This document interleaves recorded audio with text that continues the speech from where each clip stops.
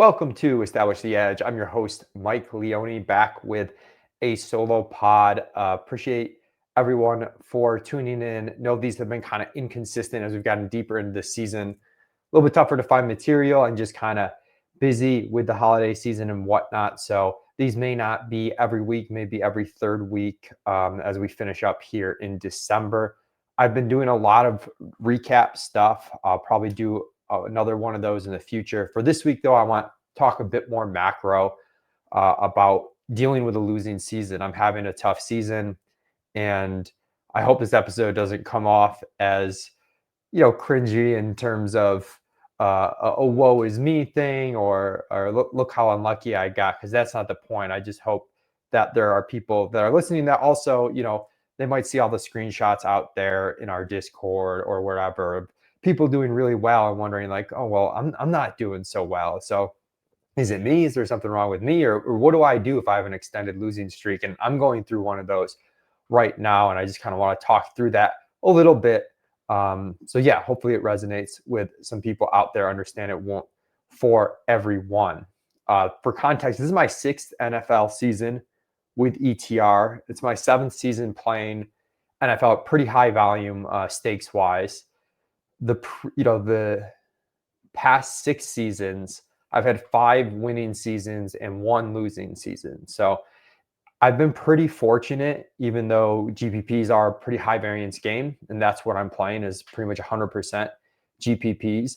But this year, I'm at about a minus 30% ROI through 14 weeks. And it's definitely been tough. It's different than the last losing season I had. That other losing season I had a really early bank. And whenever you bank early, it makes the rest of the season easier, even if you end up punting it away, which I did that season. But it was also very different in the sense that I was dead at halftime of games a ton of time that season. I didn't have a lot of sweats. I was probably playing a little bit too contrarian. It was pre-Sims. This is my first season with really using Sims heavily that I've been losing. And I was probably playing a little too contrarian, and I just didn't even have a ton of sweats, quite frankly. This season is very different. I felt live probably more weeks this season than I have any other season, and I don't have the results to show for it. Couple of times I've been really close to banking, and this is kind of the nature of GPPs, right? It's very high variance. You're kind of generally on the cusp of having a losing season versus a really good season, and that's been the case for me. If you listen to this podcast, after week 2, I had a really close one where I was between 2 lineups, kind of chose the wrong one. One would have finished in first place for a huge score. Instead, the one I chose finished in 5th place, which was like a really good week. But not a week that's going to make your whole season. And as you can tell, I've lost since then. Had another week similarly in the Thunderdome where between 2 lineups, this is pre-lock, and just chose the wrong one.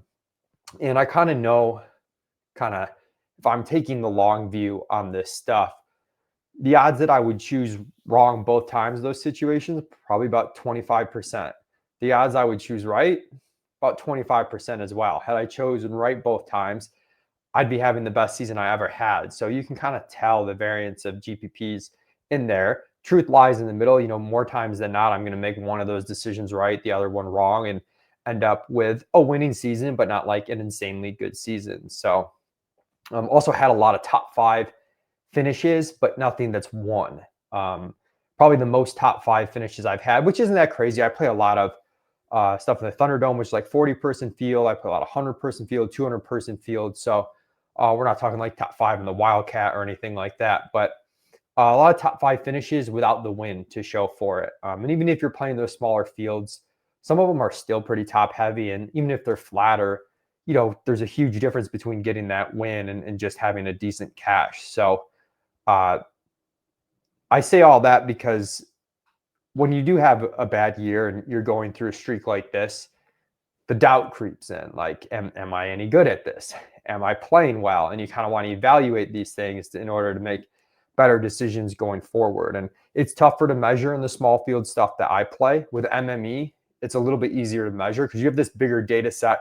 You're diversifying your player pool a little bit more each week, and you get I think just a more representative sample of if you're building good lineups, even if you don't have those results are still going to be extremely variant, but you can see like what's my top 1% rate, things like that to kind of give you better benchmarks of how you're playing.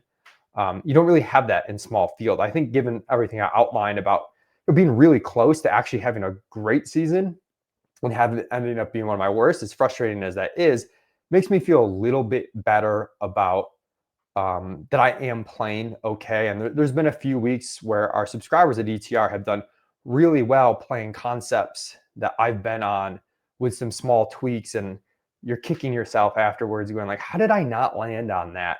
So I felt very, very close. Um, you can also use the post lock sims is something I use. I've talked about, every time I do the recap shows, I kind of go over those.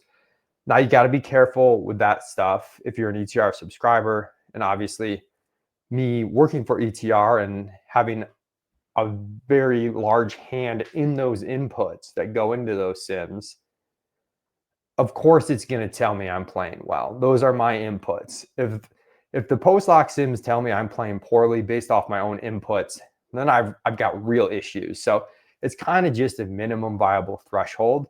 I have been simming well post lock, but you want to dig a little bit deeper than that. You can get a measure of, are you reading ownership correctly, the roster construction, and what the field lineups are going to look like. Post lock sims will help with that because you know what you were thinking pre-lock and what you're getting post lock, and kind of seeing what the discrepancy is there. So that can be helpful, even if you understand the bias that it's probably going to look good for you if you're using your own inputs. But you do want to kind of mentally account for if you got the projections wrong. And this is something that makes recapping week to week important, because it's hard to just kind of look at post lock sim ROIs all at once and be like, oh yeah, I'm averaging this and it looks great. But if you do it after each week, you do get a better sense of, Utica, who's a great player, was on Drake London this week. There's a week earlier in the season. And, I think our projections are just short on that. So the sim ROI I'm getting is wrong because I underprojected Drake London. There was a week with Jacoby Brissett as well where, the first week that he kind of went nuts with Michael Wilson, where, I still game theory wise kind of think a fade there was good, but it's also very obvious a few weeks later that we did not project that well, that Jacoby Brissett and the entire passing offense and Michael Wilson should have projected better. So that's important to do. And speaking of reading the ownership component, that's something that I know first half of the year, I felt a little bit off. I usually kind of pride myself on getting that right in small field. And one of those weeks where I did have that coin flip lineup and I chose wrong, I talked about, again, if you listen post week 2 to the solo pod, you can go back and listen to that if you're curious. But I read the ownership terrible. That's kind of what the tiebreaker was for me between those two lineups. So on one hand, yeah, it was a coin flip and I kind of ran bad choosing the wrong thing and it being such a huge discrepancy difference. But at the same time, I got the ownership wrong. And that's kind of why I got the coin flip wrong. So it's not all bad luck. It's something that I did wrong. As far as, how it feels when you're going through a streak like this, feels like every time you make a mistake, that example of getting the ownership wrong, where that week I thought Kyron Williams would really get squeezed. People wouldn't want to play him. They'd be much more comfortable playing Jonathan Taylor. Lock comes and I see the ownerships. Jonathan Taylor's 5%. Kyron Williams, I think, was like 17%.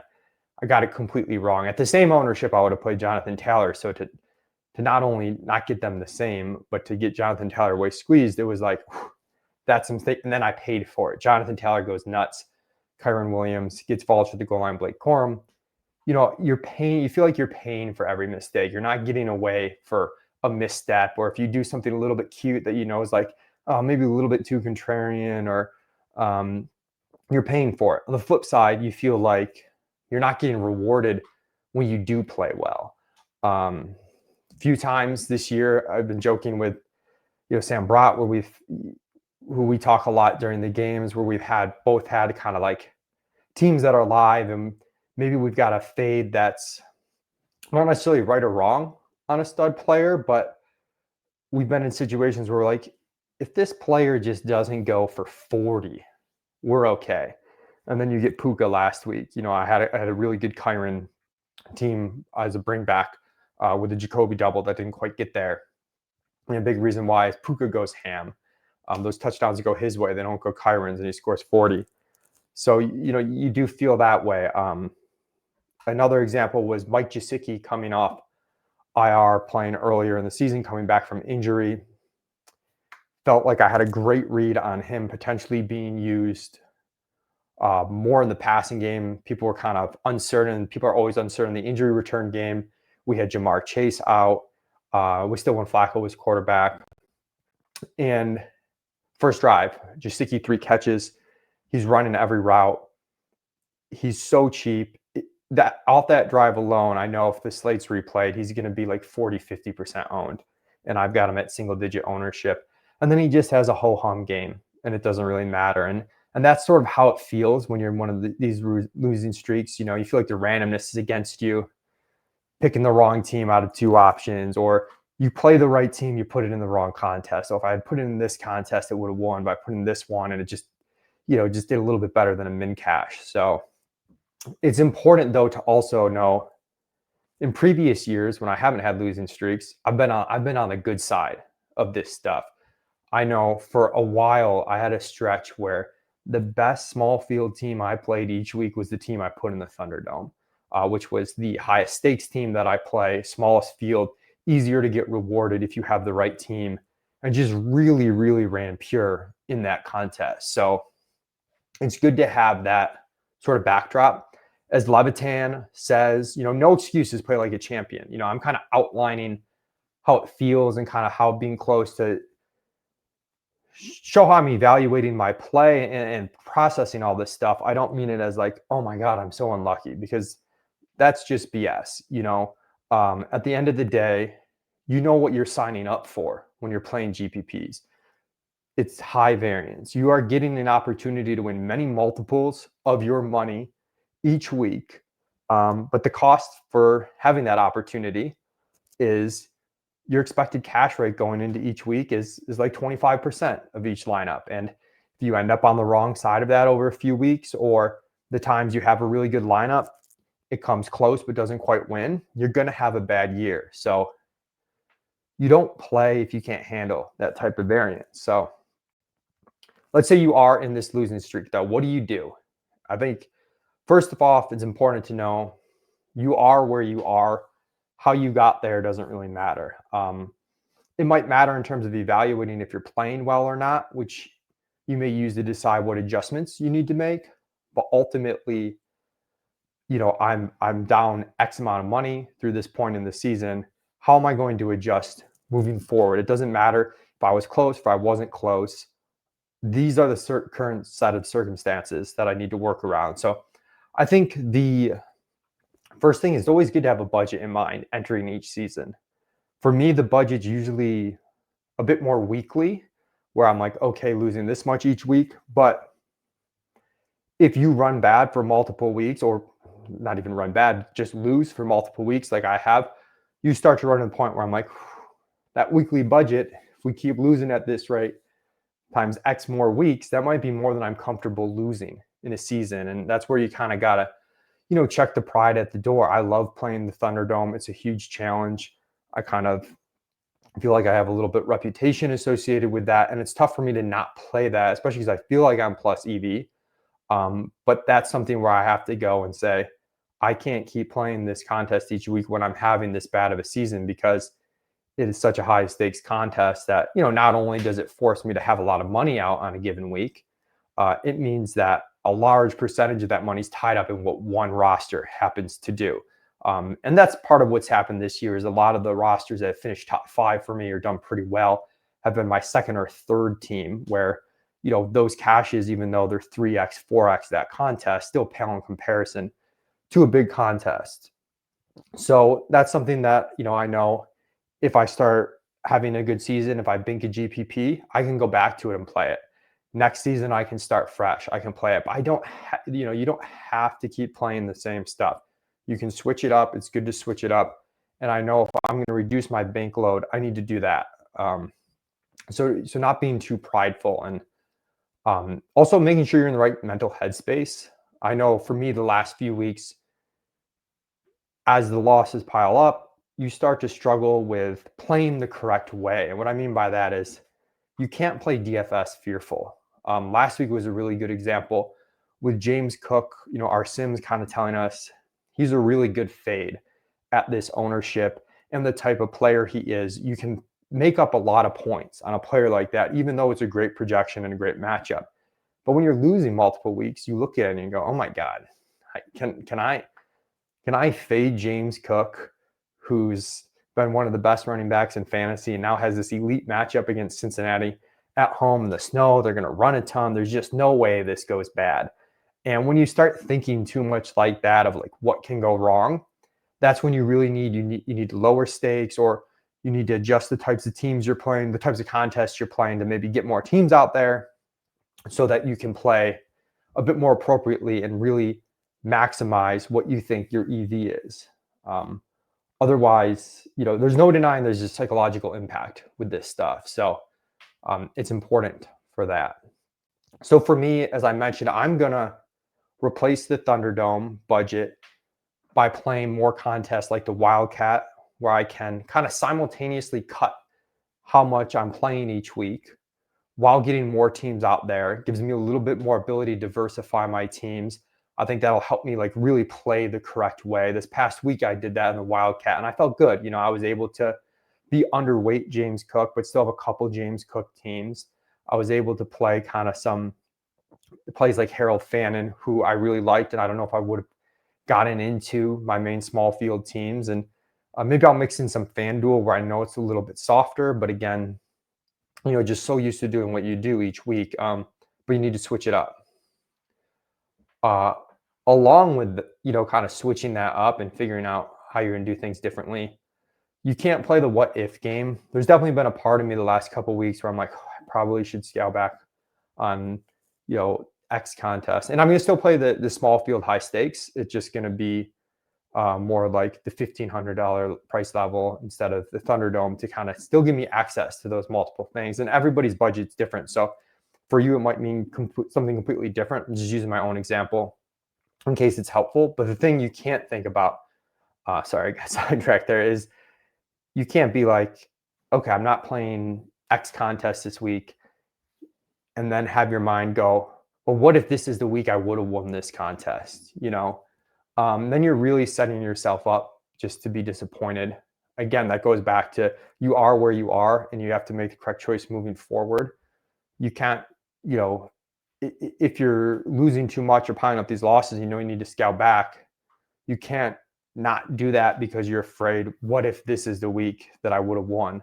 And then if you do win, let's say a smaller stakes GPP, you don't get quite the same prize you would if you played your normal contests. That's okay. That's a good thing that you've won. It's a loser mentality to not make the right decision in the current moment because you're afraid your future self is going to lament that maybe you could have done something perfectly better had you had 2020 hindsight. So have to be a little bit mentally tough there. And in that regard, in terms of being, mentally tough, again, that week 2 podcast, I talked about dealing with tilt and whatnot. And that was more specific to like 1 week and how to deal with that on like a real micro basis. But the same concepts apply a bit more macro.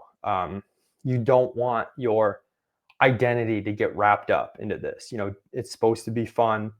While it is serious for a lot of people and you're trying to make money, at the end of the day, if you're not having a good time doing it, if it's affecting you, then you need to take a step back. You either take a break or rearrange things to be able to find the fun in it. Try to sweat less, accept what you can control, and just really focus on the things that you can manage, because the result isn't something you can will yourself into. You can't just want it more and get the result that you hope to get. So I hope this has been helpful. Again, it's not supposed to be a woe is me type podcast. It's supposed to be, hey, this is something that everyone goes through. Even the best of the best players in DFS go through losing streaks. What kind of separates them and makes them the best is their ability to handle that, whether it is being able to kind of just keep going and trudging forward, understanding the long game that they're going to get there. Or if it's something like I'm doing, which is like, hey, even though I feel like I'm plus EV, I know I'm playing well and this could have gone differently. The fact is, we are where we are right now. And I need to change things up a little bit to kind of be at my best for the rest of the season. Appreciate everybody for listening. Make sure you check out the Established to Run content. I've been doing the lineup build shows on Saturday nights. And even though, again, my own results, as this podcast notes, haven't been great, I do think that's been helpful for myself and for subscribers. So if you subscribe to ETR, I've been really enjoying doing those Saturday night lineup build shows and ETM each Saturday morning with Dink. Thanks for tuning in. Best of luck rest of the season, everybody.